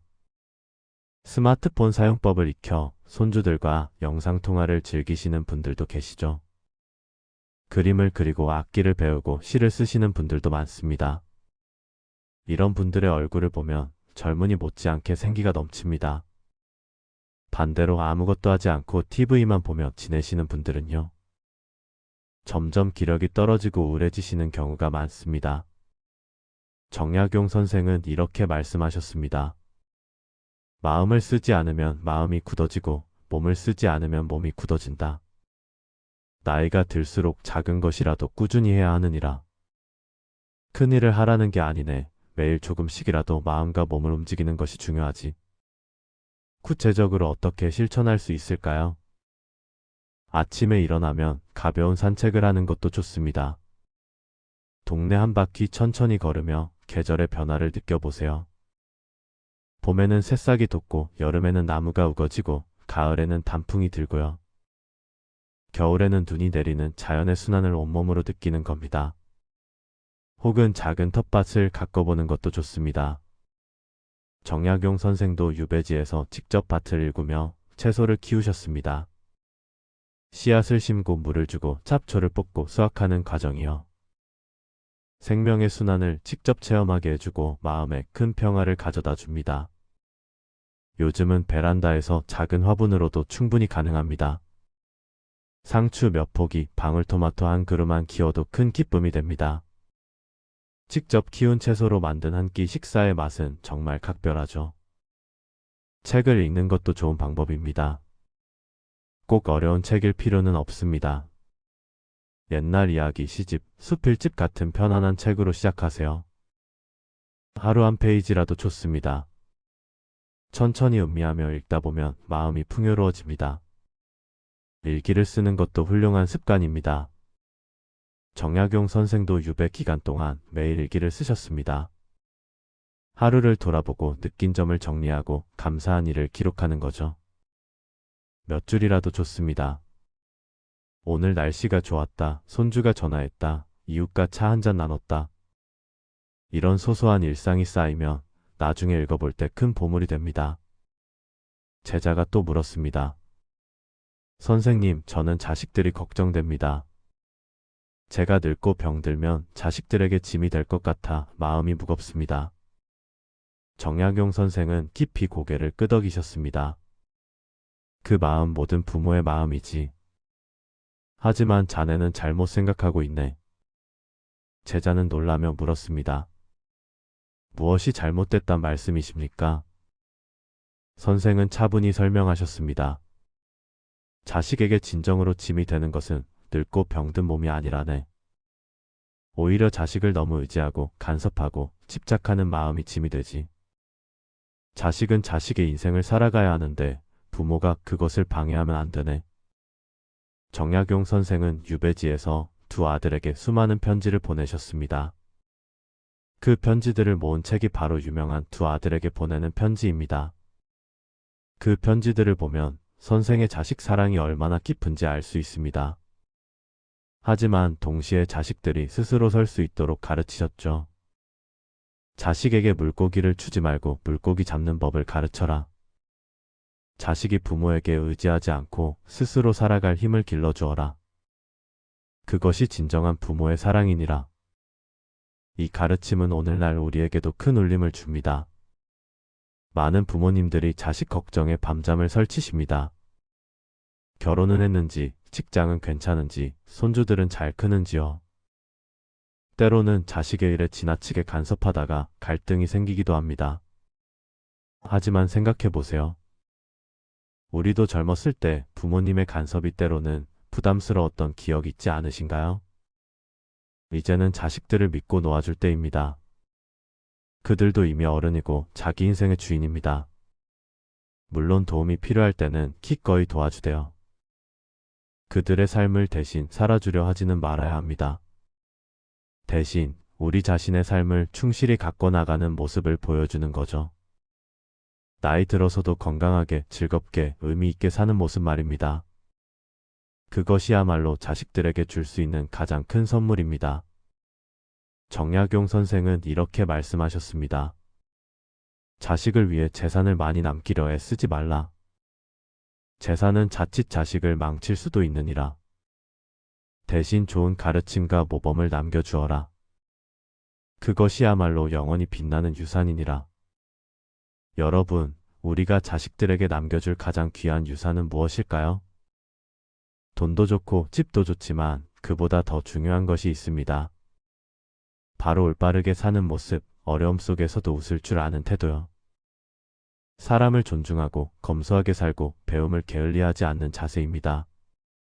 우리 세대가 힘든 시절을 견디며 보여준 인내와 성실함이요. 이미 그 자체로 훌륭한 유산입니다. 정약용 선생은 자연 속에서 사는 삶의 지혜도 강조하셨습니다. 어느 날 제자가 물었습니다. 선생님, 세상이 너무 빠르게 변합니다. 젊은이들의 세상을 따라가기가 힘듭니다. 선생은 창밖의 강을 바라보며 말씀하셨습니다. 저 강물을 보게, 물은 쉼없이 흘러가지만 강은 그대로 있지 않은가? 세상이 아무리 빠르게 변해도 변하지 않는 것이 있네. 바로 자연의 이치와 사람의 도리지. 우리는 자연의 일부입니다. 봄이 오면 꽃이 피고 가을이 오면 낙엽이 치듯이요. 우리도 나이가 들면 자연스럽게 늙어갑니다. 이것은 슬픈 일이 아니라 당연한 순리입니다. 정약용 선생은 다산초당에서 지내시며 자연을 벗삼아 사셨습니다. 새벽에 일어나 새소리를 듣고 해질 무렵 강을 바라보며 차를 마시셨죠. 자연 속에서 마음의 평화를 찾으셨던 겁니다. 여러분도 자연과 가까이 지내보세요. 집 근처 공원이라도 좋습니다. 나무 아래 벤치에 앉아 하늘을 올려다보는 것만으로도요. 마음이 한결 가볍고 평화로워집니다. 바람에 흔들리는 나뭇잎을 보고 구름이 흘러가는 모습을 보고요. 계절마다 다르게 피는 꽃들을 보며 생명의 신비를 느껴보세요. 이런 작은 일상이 쌓이면 마음속 깊은 곳에 평안이 자리 잡습니다. 정약용 선생의 가르침을 한마디로 정리하면 이렇습니다. 인생 별거 없다. 욕심 내려놓고 배우고 성장하며 자연과 더불어 살면 그것이 천국이다. 거창한 목표나 큰 성공이 아니라요. 매일매일 소박하게 그러나 의미 있게 사는 것이 진정한 행복입니다. 아침에 눈을 뜨면 오늘도 살아있음에 감사하세요. 따뜻한 밥 한 그릇 먹을 수 있음에 감사하세요. 사랑하는 사람들과 이야기 나눌 수 있음에 감사하세요. 이런 작은 감사가 모여 큰 행복이 됩니다. 정약용 선생은 75세를 일기로 세상을 떠나셨지만요. 그분이 남기신 가르침은 200년이 지난 지금도 생생하게 살아있습니다. 여러분의 삶도 마찬가지입니다. 지금 이 순간 어떻게 사느냐가 중요한 겁니다. 과거의 후회에 얽매이지 마세요. 미래의 불안에 떨지 마세요. 지금 이 순간을 충실히 살아가세요. 그것이 정약용 선생이 우리에게 전하는 가장 큰 지혜입니다. 노후는 끝이 아니라 새로운 시작입니다. 의무와 책임에서 벗어나 진정하고 싶었던 일을 할 수 있는 자유의 시간이죠. 이제 여러분만의 방식으로, 여러분만의 속도로 인생을 즐기세요. 욕심 내려놓고 매일 조금씩 배우고 자연을 벗삼아 사세요. 자식들을 믿고 이웃과 정답게 지내고 소소한 일상에 감사하세요. 그러면 여러분의 노후는 분명 천국이 될 것입니다.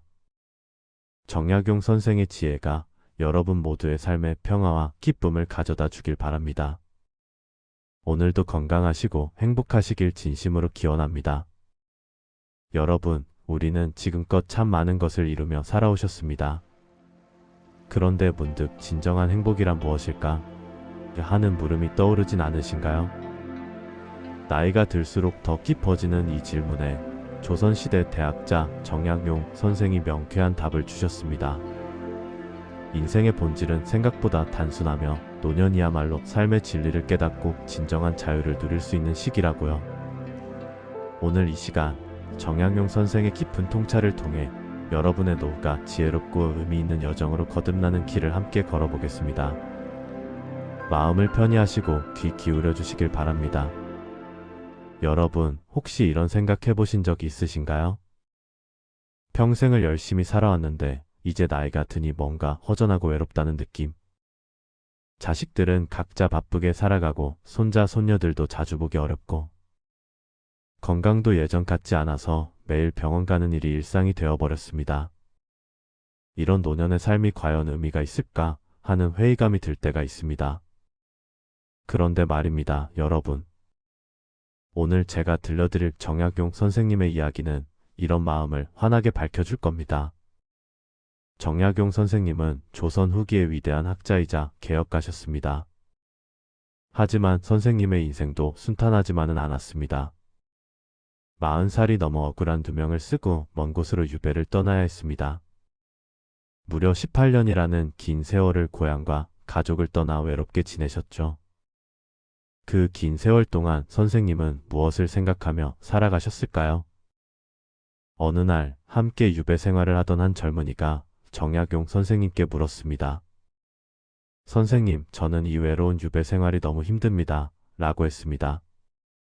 언제 끝날지도 모르는 이 삶이 너무나 무의미하게 느껴집니다. 라고 했죠. 정약용 선생님은 잠시 창밖을 바라보시다가 조용히 말씀하셨습니다. 자네는 저 마당의 작은 풀들을 보았는가? 라고 물으셨습니다. 아무도 돌보지 않아도 봄이 오면 싹을 틀고 여름이면 푸르게 자라나네. 가을이 오면 씨앗을 맺고 겨울이 오면 조용히 땅속으로 돌아가네. 이것이 바로 자연의 순리이고 우리 인생도 이와 다르지 않다네 라고 하셨습니다. 이 말씀 속에는 정말 깊은 지혜가 담겨 있습니다. 정약용 선생님은 인생을 거창하게 생각하지 않으셨습니다. 오히려 평범한 풀 한 포기의 삶에서 인생의 진리를 발견하셨던 겁니다. 여러분, 우리도 마찬가지입니다. 노년의 삶이 예전처럼 화려하지 않아도 괜찮습니다. 자식들을 키우고 손자 손녀들을 돌보고 이웃과 정을 나누는 것. 아침에 일어나 따뜻한 차 한 잔을 마시고 공원을 산책하는 것. 이런 평범한 일상 속에 이미 우리 인생의 의미가 충분히 담겨 있습니다. 젊은이는 다시 물었습니다. 하지만 선생님, 저는 아무것도 이루지 못했습니다. 라고 했습니다. 이 유배 생활 속에서 무엇을 할 수 있겠습니까? 라고 한탄했죠. 정약용 선생님은 미소를 지으시며 대답하셨습니다. 자네는 지금 이 순간에도 숨을 쉬고 있지 않은가? 라고 하셨습니다. 그것만으로도 충분히 감사한 일이네. 라고 말씀하셨습니다. 그리고 선생님은 유배지에서 500권이 넘는 책을 저술하셨습니다. 바로 그 유명한 목민심서를 비롯해 수많은 저작을 남기셨죠. 선생님은 자신의 저서에서 이렇게 말씀하셨습니다. 인생은 별거 아니다. 매일 해야 할 일을 성실히 하면 그것으로 족하다. 라고요. 이 말씀이 얼마나 큰 위로가 되는지 모릅니다. 여러분, 우리는 매일 아침 눈을 뜹니다. 그리고 하루를 시작합니다. 밥을 먹고 옷을 입고 사람들을 만나고 이야기를 나눕니다. 때로는 텃밭에 나가 상추 한 포기를 심기도 하고요. 때로는 손자 손녀에게 전화를 걸어 안부를 묻기도 합니다. 바로 이런 평범한 일상이 우리 인생의 전부입니다. 정약용 선생님은 또 이렇게 가르치셨습니다. 노년에는 3가지를 내려놓아야 한다 라고 하셨습니다. 첫째는 욕심을 내려놓는 것입니다. 젊었을 때는 이것저것 이루고 싶은 게 많았습니다. 돈도 많이 벌고 싶었고 높은 자리에도 오르고 싶었습니다. 하지만 이제는 그런 욕심을 내려놓을 때입니다. 마치 가을 나무가 잎을 떨구듯 우리도 무거운 짐을 내려놓아야 합니다. 둘째는 집착을 내려놓는 것입니다. 자식들이 내 뜻대로 살아주길 바라는 마음, 이것도 집착입니다. 손자, 손녀들이 자주 찾아와 주길 기대하는 마음, 이것도 집착입니다. 각자의 인생은 각자가 살아가는 것입니다. 우리는 그저 옆에서 지켜보고 응원해주면 됩니다. 셋째는 후회를 내려놓는 것입니다. 지나간 일에 대해 그때 이렇게 했더라면 하고 후회하는 것. 이것만큼 노년을 괴롭게 만드는 것도 없습니다. 정약용 선생님은 말씀하셨습니다. 이미 지나간 일은 흐르는 강물과 같다. 다시 되돌릴 수 없네 라고요. 중요한 것은 지금 이 순간입니다. 바로 오늘, 지금, 이 자리에서 우리가 무엇을 하느냐가 중요합니다. 제자가 또 물었습니다. 선생님, 그렇다면 노년에는 어떻게 살아야 천국 같은 삶을 살 수 있을까요? 라고요. 정약용 선생님은 천천히 대답하셨습니다. 천국은 먼 곳에 있지 않다네 라고 말씀하셨습니다. 바로 우리의 마음속에 있다네 라고 하셨습니다. 마음이 편안하면 어디든 천국이고 마음이 괴로우면 어디든 지옥일 뿐이네 라고요. 그렇습니다, 여러분. 노년의 행복은 외부 조건에 달려있지 않습니다. 돈이 많고 적고 건강하고 아프고 자식이 성공하고 못하고 이런 것들이 물론 중요하긴 하지만 진짜 행복은 거기에 있지 않습니다. 진짜 행복은 우리의 마음가짐에 달려 있습니다. 정약용 선생님은 구체적으로 이렇게 말씀하셨습니다. 아침에 일어나면 오늘 하루도 살아있음에 감사하라 라고 하셨습니다.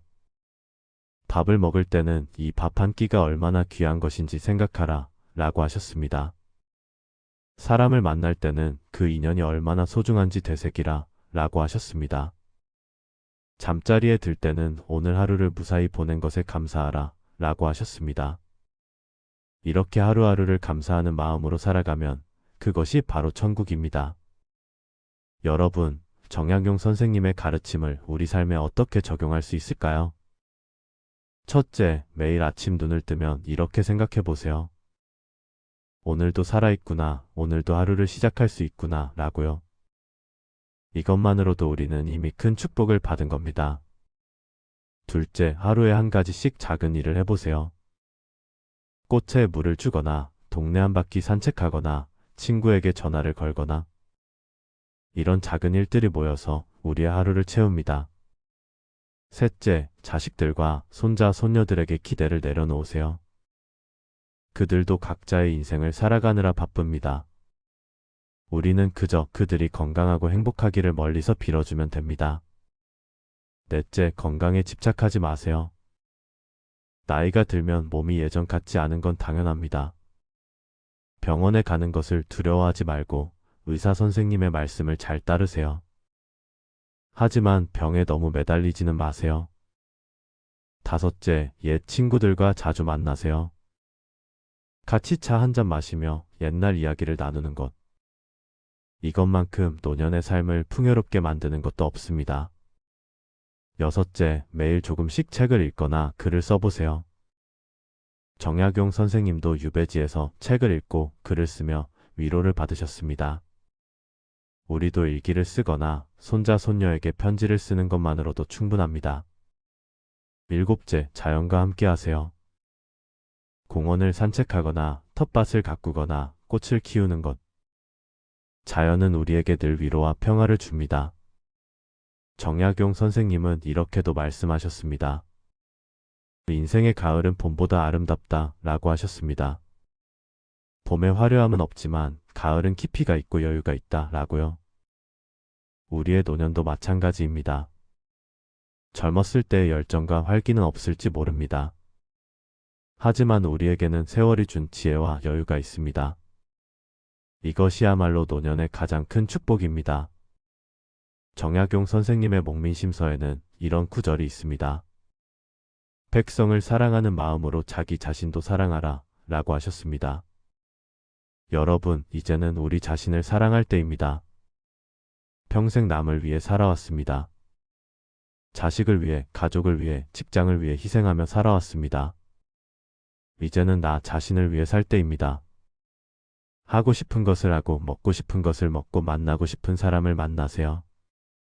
물론 무리하지 않는 선에서요. 정약용 선생님이 유배지에서 마지막으로 남기신 말씀이 있습니다. 인생은 별거 아니다. 다만 매일을 성실히 살면 그것으로 충분하다 라고요. 여러분, 이 말씀을 가슴에 새기시기 바랍니다. 우리의 노년이 천국이 되려면 특별한 것이 필요하지 않습니다. 그저 오늘 하루를 성실히 감사하게 평화롭게 살면 됩니다. 아침에 눈을 뜨면 감사하고 밥을 먹으면 감사하고 사람을 만나면 감사하고 잠자리에 들면 감사하세요. 이렇게 하루하루를 감사하며 살아가면 그것이 바로 천국입니다. 정약용 선생님의 지혜가 여러분의 마음에 작은 등불이 되기를 바랍니다. 그 등불이 여러분의 남은 인생을 환하게 밝혀주기를 바랍니다. 오늘도 여러분 곁에 있어 주셔서 감사합니다. 내일도 건강하고 행복한 하루 되시기를 진심으로 기원합니다. 여러분, 나이 들어가는 것이 두렵진 않으신가요? 자식들은 자기 일에 바쁘고 세상은 너무 빠르게 변하고 몸은 예전 같지 않죠. 어떤 분들은 이렇게 말씀하십니다. 이제 할 일도 없고 쓸모도 없는 것 같다고요. 하지만 조선의 대학자 정약용은 전혀 다른 길을 보여주셨습니다. 그분은 오히려 인생의 후반부에서 가장 빛나는 삶을 사셨죠. 오늘은 정약용의 지혜를 통해 노후를 천국처럼 사는 법을 함께 배워보겠습니다. 정약용은 47살의 전라도 강진으로 유배를 떠났습니다. 권력도 명예도 가족도 모두 빼앗긴 채 시골 오두막에서 살아야 했죠. 보통 사람이라면 절망하고 원망하며 세월을 보냈을 겁니다. 하지만 정약용은 그 시간을 완전히 다르게 사용했습니다. 18년의 유배 생활 동안 500여 권의 책을 집필했죠. 목민심서, 경세유표, 흠음신서 같은 불멸의 저작들이 모두 끝내 탄생했습니다. 어떻게 이런 일이 가능했을까요? 어느 날 한 제자가 정약용에게 물었습니다. 선생님, 이렇게 힘든 유배 생활을 어떻게 견디십니까? 하고요. 정약용은 잔잔히 미소 지으며 대답했습니다. 젊은이여, 나는 지금 천국에 살고 있다네. 제자는 깜짝 놀라 다시 물었습니다. 천국이라니요? 이곳이 어떻게 천국입니까? 정약용은 창밖을 바라보며 말했습니다. 보게나 아침이면 새들이 지저귀고 해가 뜨면 햇살이 따스하지 않은가? 밤이 되면 별들이 반짝이고 바람이 불면 나무들이 춤을 추지. 이 모든 것이 공짜로 주어지는 선물이라네.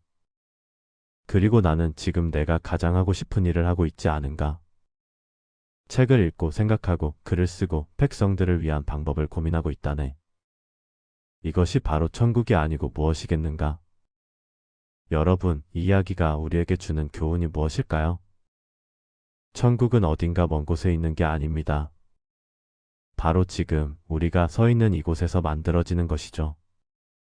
정약용은 논어를 해석한 저서에서 이렇게 말했습니다. 인생은 본래 별것 아니다. 다만 그 속에서 의미를 찾느냐 못 찾느냐의 차이일 뿐이다. 라고요. 이 말씀이 참으로 깊습니다. 우리가 젊었을 때는 늘 무언가를 이루어야 한다고 생각했습니다. 돈을 많이 벌어야 하고 높은 자리에 올라가야 하고 큰 집에 살아야 한다고 믿었죠. 하지만 나이가 들고 보니 그런 것들이 행복을 포장하지 않더군요. 오히려 그것들을 놓아버릴 때 진짜 자유가 찾아옵니다. 정약용의 또 다른 제자가 물었습니다. 선생님, 그렇다면 노년에는 무엇을 하며 살아야 합니까? 정약용은 이렇게 답했습니다. 3가지만 기억하면 된다네. 첫째, 매일 배우고 성장하라. 둘째, 누군가에게 도움이 되는 일을 하라. 셋째, 작은 것에 감사하며 살아라. 이 3가지만 실천하면 노년이 가장 행복한 시절이 될 것이라네. 이 가르침을 하나씩 자세히 살펴볼까요? 먼저 매일 배우고 성장하라는 말씀입니다. 많은 분들이 은퇴하면 배움도 끝났다고 생각하십니다. 하지만 정약용은 70이 넘어서도 새로운 책을 읽고 공부했습니다. 배움에는 나이가 없습니다. 오히려 나이가 들수록 삶의 경험이 쌓여서 책 한 구절이 더 깊게 다가오죠. 요즘은 스마트폰으로 온갖 지식을 배울 수 있지 않습니까? 손자, 손녀에게 물어보며 함께 배우는 것도 좋은 방법입니다. 중요한 것은 호기심을 잃지 않는 것입니다. 세상은 여전히 신비롭고 배울 것들로 가득하니까요. 마치 아침마다 새로 피어나는 꽃처럼 매일 새로운 것을 발견하는 기쁨이 있습니다. 둘째, 누군가에게 도움이 되는 일을 하라는 말씀입니다. 정약용은 유배지에서도 농민들에게 농사법을 가르쳤습니다.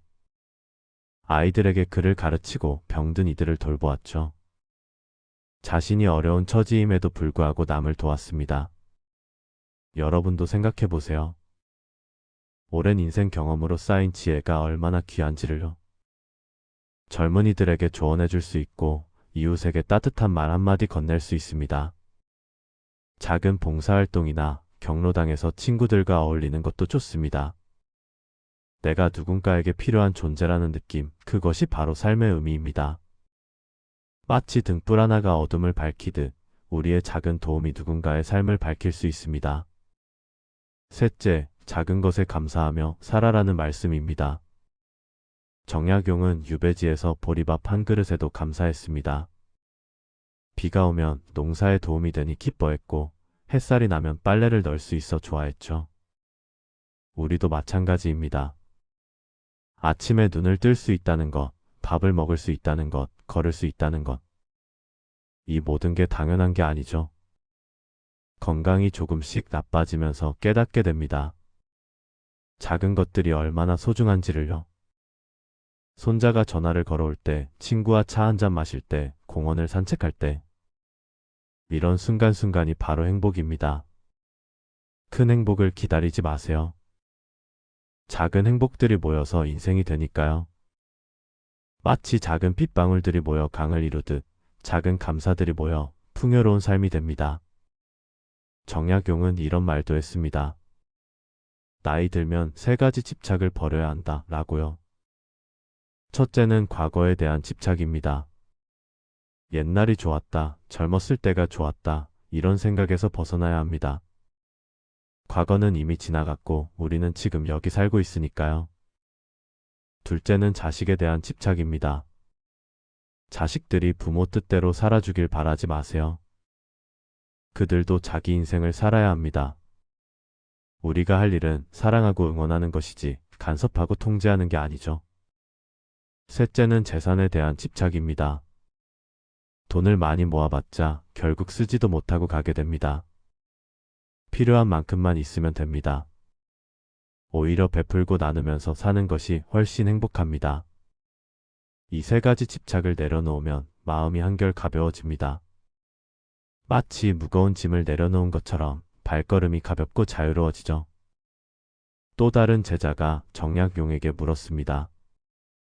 선생님, 외롭지 않으십니까? 가족과 떨어져 사는 것이? 정약용은 고개를 저으며 말했습니다. 외로움은 혼자 있을 때 느끼는 게 아니라네. 외로움은 자기 자신과 친하지 않을 때 느끼는 것이지. 나는 나 자신과 대화하고 내 마음을 들여다보며 지낸다네. 그러니 전혀 외롭지 않다네. 이 말씀이 참으로 중요합니다. 많은 분들이 나이 들면 외로움을 호소하십니다. 하지만 외로움의 진짜 원인은 혼자 있어서가 아닙니다. 자기 자신과 친하지 않아서입니다. 평생 바쁘게 살다 보니 정작 나 자신을 돌아볼 시간이 없었죠. 이제는 그 시간이 주어진 겁니다. 나는 어떤 사람인가, 무엇을 좋아하는가, 어떻게 살고 싶은가? 이런 질문들과 마주할 시간이죠. 명상을 하거나 산책을 하거나 일기를 쓰면서 나 자신과 대화하세요.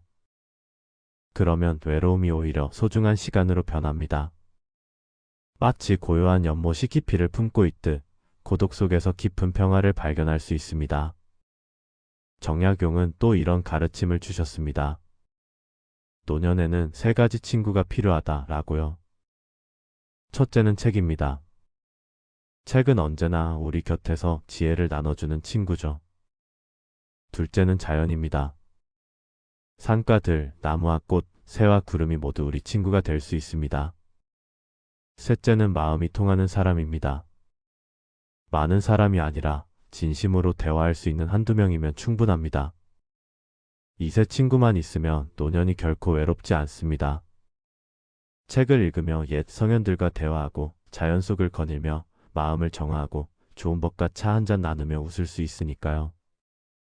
마치 튼튼한 나무가 세 개의 뿌리로 서 있듯 이 세 친구가 우리를 든든하게 지탱해 줍니다. 정약용의 마지막 가르침은 이것입니다. 인생의 목적은 성공이 아니라 성숙이다 라는 말씀이죠. 젊었을 때는 성공을 추구했습니다. 하지만 나이가 들면 성숙을 추구해야 합니다. 성숙하다는 것은 무엇일까요? 화를 잘 내지 않고 욕심을 부리지 않고 남을 판단하지 않는 것입니다. 실수를 용서하고 다름을 인정하고 약한 이를 배려하는 것이죠. 이런 성숙함은 하루아침에 오지 않습니다. 평생의 경험과 깨달음이 쌓여서 만들어지는 겁니다. 그래서 노년은 가장 아름다운 시기입니다. 인생의 모든 계절을 다 겪어봤기에 이제는 여유롭게 받아들일 수 있으니까요. 마치 가을 단풍이 가장 화려하듯 인생의 가을도 가장 아름다울 수 있습니다. 여러분, 정약용은 유배에서 풀려난 후 이렇게 말했습니다. 18년의 유배 생활이 내 인생 최고의 선물이었다 라고요. 그 시간이 없었다면 진정한 나를 발견하지 못했을 것이고 의미 있는 일도 하지 못했을 거라고 하셨죠. 이처럼 인생의 어려움은 사실 축복으로 변할 수 있습니다. 나이 드는 것도 마찬가지입니다. 젊음을 잃었다고 슬퍼하지 마세요. 대신 지혜를 얻었다고 기뻐하세요. 체력이 약해졌다고 낙담하지 마세요. 대신 마음이 강해졌다고 감사하세요. 시간이 별로 없다고 조급해하지 마세요. 대신 지금 이 순간을 더 소중히 여기세요. 노후가 천국이 되느냐, 지옥이 되느냐는 외부 환경이 아니라 우리 마음가짐에 달려 있습니다. 정약용처럼 매일 배우고 누군가를 돕고 작은 것에 감사하며 살아가세요. 과거에 대한 집착, 자식에 대한 집착, 재산에 대한 집착을 내려놓으세요. 자기 자신과 친해지고 세 가지 친구를 사귀고 성숙을 추구하세요. 그러면 여러분의 노후는 분명 천국이 될 것입니다. 인생은 정말 별거 아닙니다. 다만 그 속에서 의미를 찾고 감사를 발견하고 사랑을 나누는 것이죠. 이것이 바로 정약용이 우리에게 남긴 가장 큰 선물입니다. 오늘 이 순간부터 실천해 보세요. 작은 것 하나에 감사하고 책 한 권을 펼치고 친구에게 전화를 걸어보세요. 그 작은 실천들이 모여서 여러분의 노후를 천국으로 만들어 갈 것입니다. 마치 씨앗 하나가 큰 나무로 자라듯 오늘의 작은 변화가 내일의 큰 행복이 됩니다. 여러분 모두 행복한 노후를 누리시길 진심으로 기원합니다. 정약용 선생은 유배지에서 아들들에게 편지를 보내며 이렇게 쓰셨습니다. 사람은 검소하게 살아야 마음이 편안하다. 화려함을 추구하면 끝없는 욕망에 시달리게 되고 결국 불행해진다. 적게 가지고 만족할 줄 알면 그것이 바로 큰 부자가 되는 길이니라. 여러분, 이제 우리 나이에는 남과 비교하는 것을 그만둘 때가 되지 않았을까요? 누구는 더 큰 집에 산다, 누구는 자식이 더 잘 됐다, 이런 비교 말입니다. 우리 세대는 정말 힘든 시기를 견뎌냈습니다. 전쟁의 상처, 가난, 독재, 산업화의 소용돌이 속에서도 묵묵히 일했습니다. 그것만으로도 충분히 자랑스럽고 존경받을 만한 삶을 살아오신 겁니다. 이제는 그 무거운 짐을 조금씩 내려놓으셔도 됩니다. 제자가 다시 물었습니다. 선생님, 그렇다면 노년에는 무엇을 하며 살아야 할까요? 그저 아무것도 하지 않고 쉬기만 하면 되는 건가요? 정약용 선생은 고개를 저으셨습니다.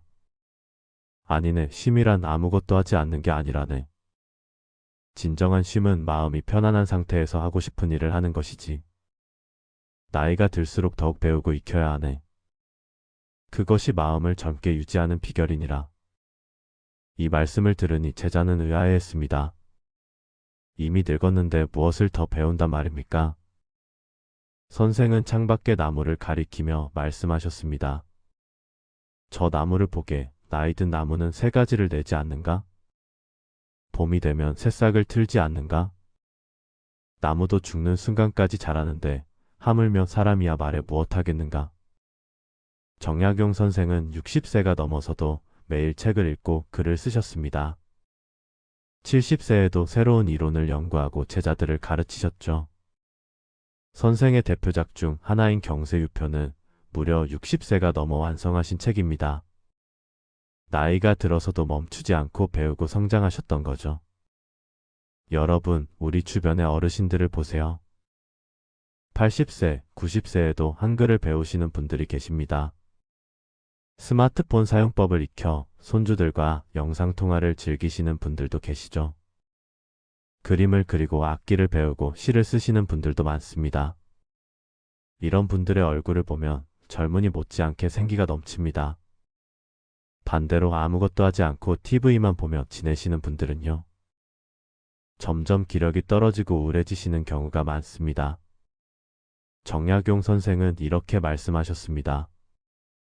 마음을 쓰지 않으면 마음이 굳어지고 몸을 쓰지 않으면 몸이 굳어진다. 나이가 들수록 작은 것이라도 꾸준히 해야 하느니라. 큰 일을 하라는 게 아니네. 매일 조금씩이라도 마음과 몸을 움직이는 것이 중요하지. 구체적으로 어떻게 실천할 수 있을까요? 아침에 일어나면 가벼운 산책을 하는 것도 좋습니다. 동네 한 바퀴 천천히 걸으며 계절의 변화를 느껴보세요. 봄에는 새싹이 돋고 여름에는 나무가 우거지고 가을에는 단풍이 들고요. 겨울에는 눈이 내리는 자연의 순환을 온몸으로 느끼는 겁니다. 혹은 작은 텃밭을 가꿔보는 것도 좋습니다. 정약용 선생도 유배지에서 직접 밭을 일구며 채소를 키우셨습니다. 씨앗을 심고 물을 주고 잡초를 뽑고 수확하는 과정이요. 생명의 순환을 직접 체험하게 해주고 마음에 큰 평화를 가져다 줍니다. 요즘은 베란다에서 작은 화분으로도 충분히 가능합니다. 상추 몇 포기, 방울토마토 한 그루만 키워도 큰 기쁨이 됩니다. 직접 키운 채소로 만든 한 끼 식사의 맛은 정말 각별하죠. 책을 읽는 것도 좋은 방법입니다. 꼭 어려운 책일 필요는 없습니다. 옛날 이야기, 시집, 수필집 같은 편안한 책으로 시작하세요. 하루 한 페이지라도 좋습니다. 천천히 음미하며 읽다 보면 마음이 풍요로워집니다. 일기를 쓰는 것도 훌륭한 습관입니다. 정약용 선생도 유배 기간 동안 매일 일기를 쓰셨습니다. 하루를 돌아보고 느낀 점을 정리하고 감사한 일을 기록하는 거죠. 몇 줄이라도 좋습니다. 오늘 날씨가 좋았다. 손주가 전화했다. 이웃과 차 한잔 나눴다. 이런 소소한 일상이 쌓이면 나중에 읽어볼 때 큰 보물이 됩니다. 제자가 또 물었습니다. 선생님, 저는 자식들이 걱정됩니다. 제가 늙고 병들면 자식들에게 짐이 될 것 같아 마음이 무겁습니다. 정약용 선생은 깊이 고개를 끄덕이셨습니다. 그 마음 모든 부모의 마음이지. 하지만 자네는 잘못 생각하고 있네. 제자는 놀라며 물었습니다. 무엇이 잘못됐단 말씀이십니까? 선생은 차분히 설명하셨습니다. 자식에게 진정으로 짐이 되는 것은 늙고 병든 몸이 아니라네. 오히려 자식을 너무 의지하고 간섭하고 집착하는 마음이 짐이 되지. 자식은 자식의 인생을 살아가야 하는데 부모가 그것을 방해하면 안 되네. 정약용 선생은 유배지에서 두 아들에게 수많은 편지를 보내셨습니다. 그 편지들을 모은 책이 바로 유명한 두 아들에게 보내는 편지입니다. 그 편지들을 보면 선생의 자식 사랑이 얼마나 깊은지 알 수 있습니다. 하지만 동시에 자식들이 스스로 설 수 있도록 가르치셨죠. 자식에게 물고기를 주지 말고 물고기 잡는 법을 가르쳐라. 자식이 부모에게 의지하지 않고 스스로 살아갈 힘을 길러주어라. 그것이 진정한 부모의 사랑이니라. 이 가르침은 오늘날 우리에게도 큰 울림을 줍니다. 많은 부모님들이 자식 걱정에 밤잠을 설치십니다. 결혼은 했는지, 직장은 괜찮은지, 손주들은 잘 크는지요. 때로는 자식의 일에 지나치게 간섭하다가 갈등이 생기기도 합니다. 하지만 생각해 보세요. 우리도 젊었을 때 부모님의 간섭이 때로는 부담스러웠던 기억 있지 않으신가요? 이제는 자식들을 믿고 놓아줄 때입니다. 그들도 이미 어른이고 자기 인생의 주인입니다. 물론 도움이 필요할 때는 기꺼이 도와주세요. 그들의 삶을 대신 살아주려 하지는 말아야 합니다. 대신 우리 자신의 삶을 충실히 갖고 나가는 모습을 보여주는 거죠. 나이 들어서도 건강하게, 즐겁게, 의미 있게 사는 모습 말입니다. 그것이야말로 자식들에게 줄 수 있는 가장 큰 선물입니다. 정약용 선생은 이렇게 말씀하셨습니다. 자식을 위해 재산을 많이 남기려 애쓰지 말라. 재산은 자칫 자식을 망칠 수도 있느니라. 대신 좋은 가르침과 모범을 남겨주어라. 그것이야말로 영원히 빛나는 유산이니라. 여러분, 우리가 자식들에게 남겨줄 가장 귀한 유산은 무엇일까요? 돈도 좋고 집도 좋지만 그보다 더 중요한 것이 있습니다. 바로 올바르게 사는 모습, 어려움 속에서도 웃을 줄 아는 태도요. 사람을 존중하고 검소하게 살고 배움을 게을리하지 않는 자세입니다.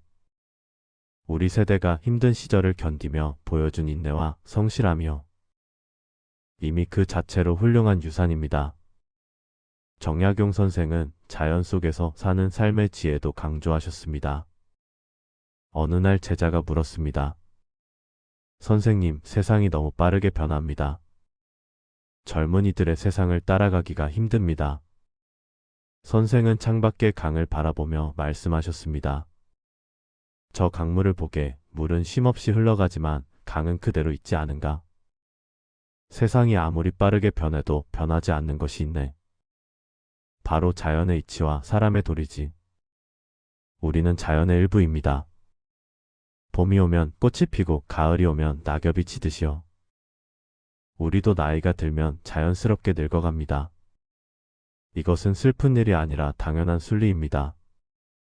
정약용 선생은 다산초당에서 지내시며 자연을 벗삼아 사셨습니다. 새벽에 일어나 새소리를 듣고 해질 무렵 강을 바라보며 차를 마시셨죠. 자연 속에서 마음의 평화를 찾으셨던 겁니다. 여러분도 자연과 가까이 지내보세요. 집 근처 공원이라도 좋습니다. 나무 아래 벤치에 앉아 하늘을 올려다보는 것만으로도요. 마음이 한결 가볍고 평화로워집니다. 바람에 흔들리는 나뭇잎을 보고 구름이 흘러가는 모습을 보고요. 계절마다 다르게 피는 꽃들을 보며 생명의 신비를 느껴보세요. 이런 작은 일상이 쌓이면 마음속 깊은 곳에 평안이 자리 잡습니다. 정약용 선생의 가르침을 한마디로 정리하면 이렇습니다. 인생 별거 없다. 욕심 내려놓고 배우고 성장하며 자연과 더불어 살면 그것이 천국이다. 거창한 목표나 큰 성공이 아니라요. 매일매일 소박하게 그러나 의미 있게 사는 것이 진정한 행복입니다. 아침에 눈을 뜨면 오늘도 살아있음에 감사하세요. 따뜻한 밥 한 그릇 먹을 수 있음에 감사하세요. 사랑하는 사람들과 이야기 나눌 수 있음에 감사하세요. 이런 작은 감사가 모여 큰 행복이 됩니다. 정약용 선생은 75세를 일기로 세상을 떠나셨지만요. 그분이 남기신 가르침은 200년이 지난 지금도 생생하게 살아있습니다. 여러분의 삶도 마찬가지입니다. 지금 이 순간 어떻게 사느냐가 중요한 겁니다. 과거의 후회에 얽매이지 마세요. 미래의 불안에 떨지 마세요. 지금 이 순간을 충실히 살아가세요. 그것이 정약용 선생이 우리에게 전하는 가장 큰 지혜입니다. 노후는 끝이 아니라 새로운 시작입니다. 의무와 책임에서 벗어나 진정하고 싶었던 일을 할 수 있는 자유의 시간이죠. 이제 여러분만의 방식으로, 여러분만의 속도로 인생을 즐기세요. 욕심 내려놓고 매일 조금씩 배우고 자연을 벗삼아 사세요. 자식들을 믿고 이웃과 정답게 지내고 소소한 일상에 감사하세요. 그러면 여러분의 노후는 분명 천국이 될 것입니다.